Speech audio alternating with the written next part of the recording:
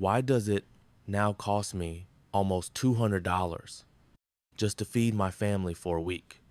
I didn't buy steak. I didn't stock up. I didn't splurge.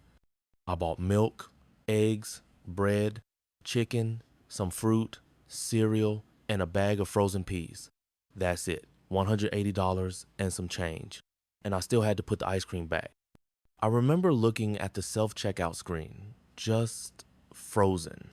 It felt like someone had made a mistake, but it wasn't a mistake. It was just 2025. Last year, this exact grocery run cost me $130. 6 months ago, maybe 145. I know because I checked. I keep my receipts not because I'm organized, honestly, I'm a mess butt, because I started noticing something was off. Every trip to the store felt heavier on my wallet, even though my bags felt lighter in my hands. This time though, it wasn't just heavier. It hit like a gut punch. I came home, dropped the bags on the counter, and sat down before I even unpacked. I texted my husband, "Guess how much groceries cost today?" He didn't even reply with a number. Just wrote back, "Don't tell me, I'll cry." We both laughed, but it was the kind of tired, bitter laugh you make when something stops being surprising and starts becoming your new normal. That's what scares me most, not the prices, but the fact that I'm starting to accept them. We're not poor. We're not rich either. Two working adults, one toddler, one modest apartment, one growing pile of bills.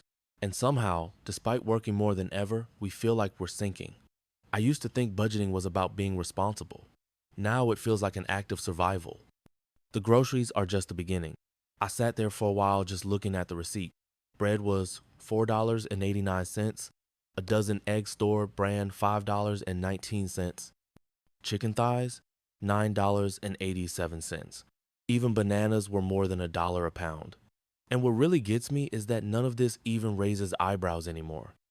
Everyone I talk to is going through the same thing. My neighbor Carol, who's retired, told me she started skipping lunch most days just to make her groceries last. She's 72, lives alone. She worked her whole life and now she's rationing crackers and soup like it's wartime.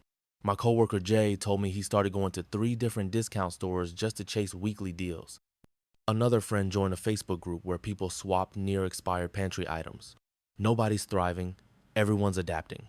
Quietly, desperately. The worst part, it's not one big reason. It's not like gas prices suddenly spiked or there's a major food shortage. It's just everything, little by little. Incremental pain, death by 1,000 cuts, $1 more here, 70 cents more there. And because it's not dramatic, nobody's talking about it loud enough. But for families like mine, it's the kind of quiet crisis that slowly breaks you down. A few months ago, I would have brushed it off.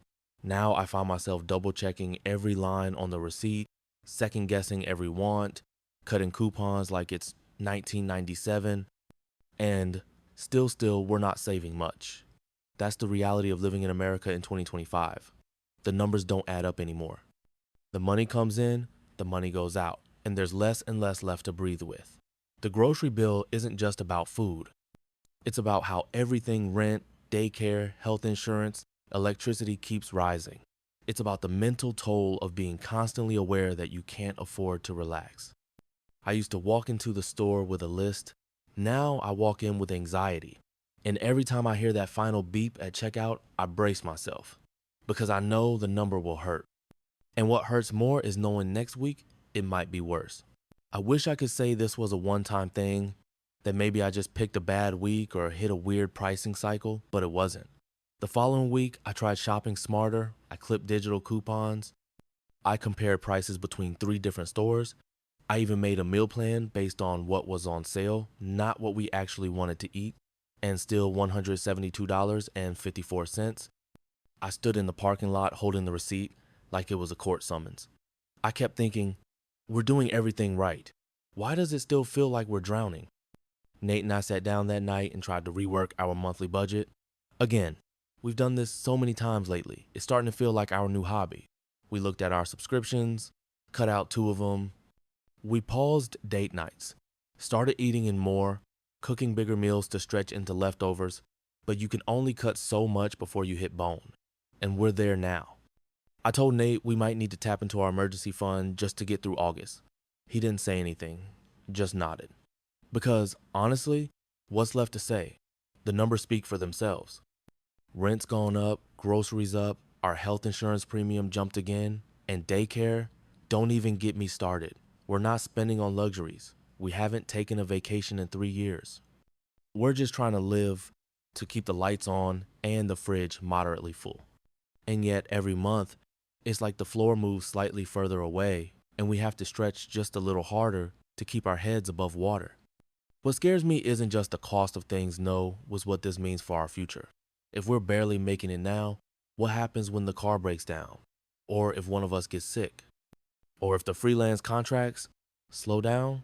I used to think middle class meant stability, safety, a foundation you could build from. But now it just feels like a tightrope. No net, no balance, just constant tension. And I know we're not alone. I've read the headlines, talked to friends, scrolled through Reddit threads where people are sharing stories almost identical to mine. One woman says she started rationing milk for her kids. Another man eats instant noodles 5 nights a week just so his wife can have fresh produce. And these aren't people without jobs. These are people working full time, some with degrees, some with 2 or 3 jobs. People who did everything right and still can't catch a break. I think about that a lot when I'm in the grocery store now. Every time I walk down an aisle, I wonder how many people are silently doing math in their heads, putting items back when no one's looking, swapping brand name for generic, pretending not to notice the price jump so they don't feel overwhelmed. I've done all of that. I still do.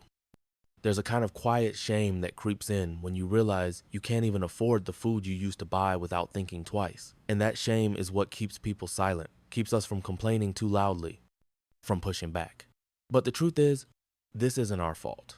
We didn't cause inflation, we didn't raise prices, we didn't ask to work harder just to fall further behind. We're just trying to live with dignity in a system that seems more and more indifferent to whether we do. So I keep my receipts, not as some protest, but as proof that this is happening, that is real, that it's not in our heads. And maybe, just maybe, one day someone will look at them and realize this wasn't okay. None of this was okay. I think the moment it really hit meth, part I won't forget, was the day I had to explain it to my daughter. She's 5, bright-eyed, full of questions, and still thinks I have magic powers to fix everything. We were in the cereal aisle, and she reached for her favorite box, the one with the cartoon dinosaur on the front. It was $6.99. I gently took it from her hands and said, "Sweetie, let's pick a different one today, okay?" She looked up at me confused, not angry, not sad, just confused. "But this one's my favorite," she said. And I stood there in that cold aisle with fluorescent lights buzzing above us, trying to think of how to explain to a 5-year-old that groceries cost too much now, that it wasn't about the cereal, it was about everything. I told her we'd get it next time. I smiled. She nodded. But inside, I felt like I had just broken something small and innocent. That's the part no one talks about. The emotional cost, the way you slowly shrink your life to fit inside the price tags, the way you stop choosing what you want and start calculating what you can get away with. It's not just about food. It's about dignity, about agency, about feeling like you have control over your own life. And when even groceries start to feel like a gamble, you start to question everything else too. I used to walk into the store and think, what do we need this week? Now I walk in thinking, what can we sacrifice this week and still get by? That's not living, that's surviving. And I see it in other people too. The way shoppers hover longer at shelves, squinting at price tags. The way more people use self-checkout now, maybe because it's faster, maybe because they don't want anyone else to see what they're putting back. There's this heavy, shared silence in the air, like everyone knows we're all pretending this is okay. But it's not. It's really not. And I don't have a solution. I'm not an economist. I'm not a politician. I'm just someone trying to feed a family without feeling like I'm failing at life. I wish this story ended with a fix. I wish I could say we found a secret store with better prices or that our income finally caught up. But no, we're still in it, still adjusting, still scraping, still sighing at receipts and laughing at the absurdity of what peanut butter costs now.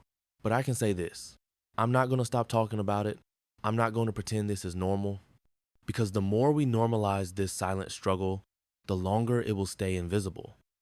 And people like us working parents, seniors on fixed incomes, anyone trying to build a life with honesty and effort, we deserve better.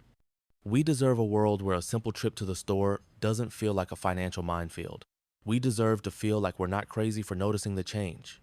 We deserve to eat without anxiety, to budget without panic, to raise our kids without guilt over cereal.